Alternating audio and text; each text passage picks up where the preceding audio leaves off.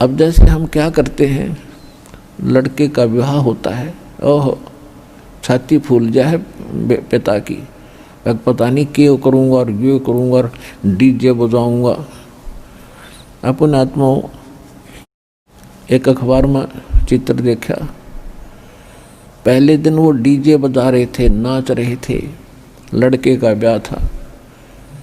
अगले दिन वो लड़का अपना बारात जा रही थी, जिस कार में वो दूल्हा बैठा था वो किसी टकरा गया एक टैंकर थे, उस कार में 8 आदमी थे, 8 के 8 मर गए। और दूल्हे के साथ में तो खास निजी आदमी बैठा करें, कोई बहनोई या कोई फूफा या मामा, वो सारे मर गए।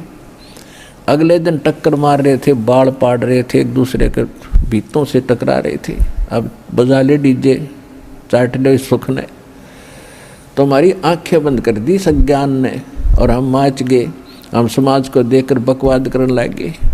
इसे गंदे लोक में एक सांस का भरोसा नहीं, कद बिजली गिर जा और हम कैसे फूले फिर रहे हैं। तो बगैर ज्ञान के बात बिगड़ रही है। अपना ब्याह करो, बच्चों का संयोग तो जोड़ना पड़ेगा, संयोग जोड़ दो, सिंपल वे से जोड़ दो।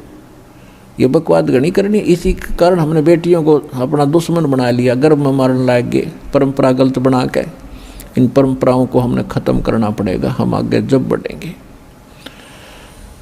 अब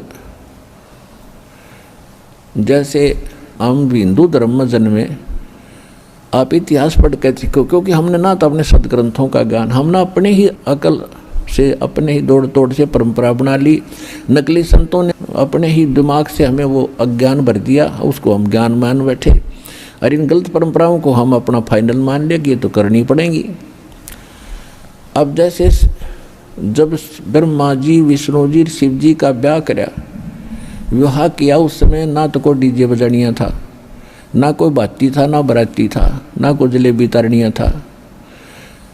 दुर्गा ने 3 लड़कियां उत्पन्न की, समुद्र में डाल दी। वहाँ से जब वो सागर मंथन हुआ, वहाँ से निकल आई। जो पहले निकली थी बड़ा ब्रह्मा जी था, ब्रह्मा जी से कह दिया बेटा इसका नाम सावित्री है और तेरे इसका विवाह कर दिया, जा बेटा अपना घर बसाओ। दूसरे नंबर की लक्ष्मी जी थी, लक्ष्मी का विष्णु से विवाह कर दिया कि जा बेटा ये तेरी पत्नी, तू इसका पति घर बसाओ। तीसरे का विवाह कर दिया पार्वती से, शंकर जी का, अब जाओ बेटा या तेरी पत्नी, तू इसका पति, हो गया ब्याह। तो हम गीत तक गाते हैं उन भगवानों के और सांग जोड़ते अपना न्यारा। तो इस प्रकार वो भी तो ब्याह हुए थे जिसे सारा संसार बन गया। तो इसी प्रकार हम एक ऐसी परंपरा बनाने जा रहे हैं, बच्चों का ब्याह करो, एक नया पैसा नहीं लाना, ना देना ना लेना। पहला फार्मूला तो ये देखो कि जो भाग्य में लिखा है बेटी और बेटे को वही मिलेगा, इससे कम बत्ती नहीं हो सकता, तो इससे पटक लेना। हाँ, और फिर हमें मिल गए ऐसे भगवान अब कि जो अन्ना हमारे भाग्य में होगा, जो हमें आवश्यक होगी चीज़, वो ज़रूर देगा यू, और जो हमारे भाग्य में बुरा होगा कर्म, उसने काटेगा।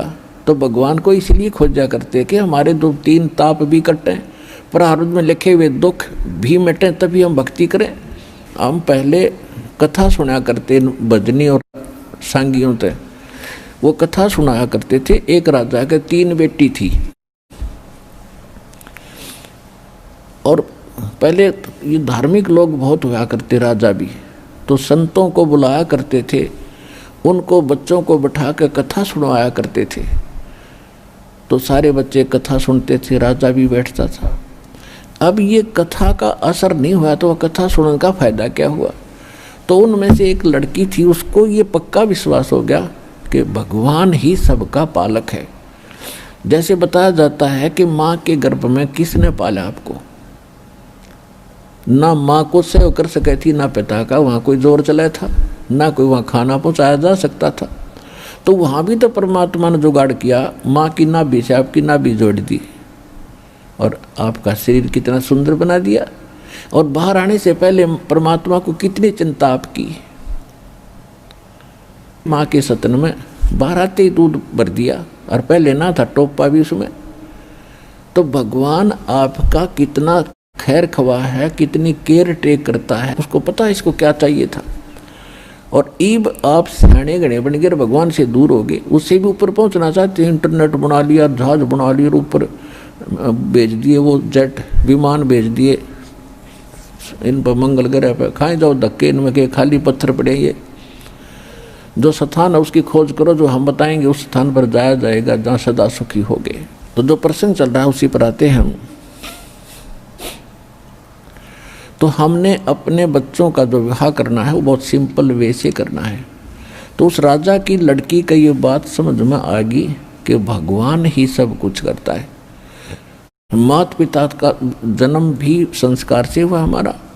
आज बेशक हम राजा की लड़की हैं और आगे संस्कार ही चलेगा, पिता हमारा कुछ साथ नहीं दे पाएगा। आप भी देख रहे हो, आप अपनी बेटी को विवाह करने के बाद क्या देते हो?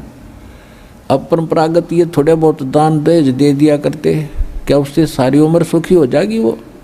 नहीं, उसने अपनी मेहनत मजदूरी करके अपना निर्वाह करना ही पड़ेगा और देगा भगवान। तो उस बेटी का पक्की समझ में आ गई, परमात्मा करता वही फाइनल है।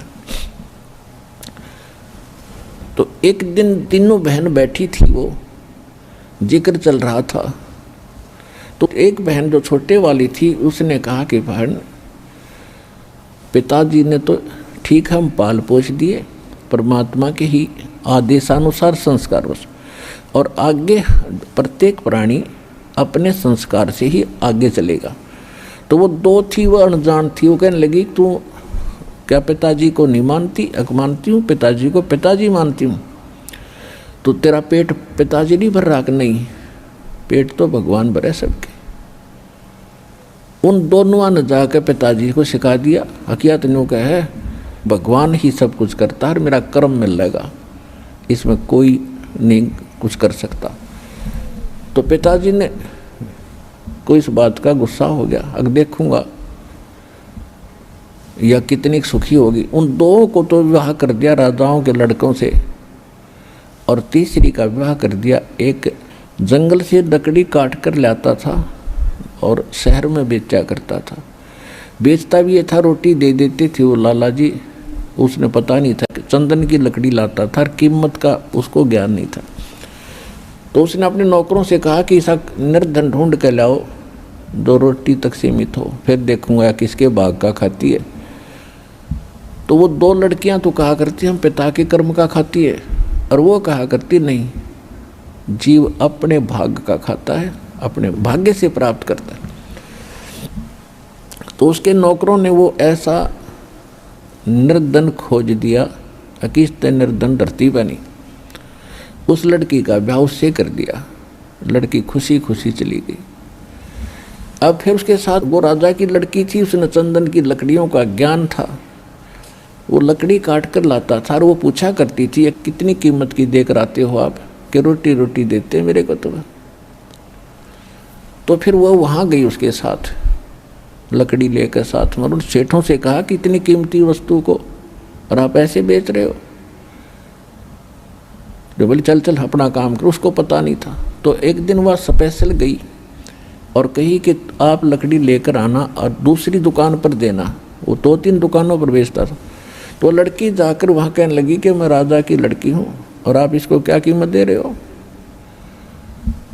तो वो डर गए, तो उन्होंने थोड़ी कीमत बढ़ा दी, ठीक से उनका गुजारा सा हो गया। उसके बाद क्या हुआ कि वो दोनों लड़की जो राजाओं का विवाह किया था उनका युद्ध हो गया किसी के साथ, वो दोनों विधवा होगी और वो मारा गया, उनके पति परिवार भी नष्ट हो गए।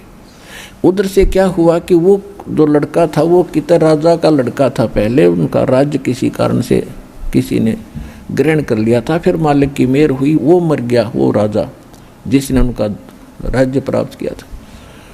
और उसकी माँ जो उस लड़के को लेकर निकल गई थी, उसके गले में पर्ची बना कर बांध रखी थी।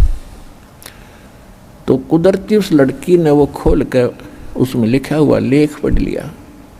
उस लेख को लेकर, उस लड़के को लेकर उस राजा की मृत्यु के बाद महामंत्री के पास गई। महामंत्री ने देख लिया कि तो मेरे हाथ का लिखा हुआ था, और उसको तो राजा बना दिया वो लड़का था जो कंगाल था, और वो दोनों बेघर होगी। तो पुण्यात्माओं, ये भले ही कथाएं हों पर यह 100 की 100 सच समझ लेना। जब तक हम परमात्मा की शरण में नहीं आते हैं तब तक तो अपनी किस्मत ही मिलती है। और अब हमको मिल गए अपने भगवान भी। मासा घटे न तिल बधे, विद ना लिखे जो लेख, और साचा सतगुरु मेट कर ऊपर मार दे मेखे। जब तक हम परमात्मा की शरण में नहीं आते तब तक तो अपना कर्म भोग रहे होते हैं। और ये विधान है कि जैसा कर्म विधाता ने लिख दिया वो मिटे नहीं, लेकिन पूर्ण सतगुरु की शरण में आने से उसको मेट कर, और मेख मारना मतलब फॉर एवर फिनिश्ड, सदा के लिए खत्म वो पाप कर्म, और शुभ कर्म लिख देगा मालिक अपनी कलम से। सतगुरु हाथ लेखनी सब बहिया,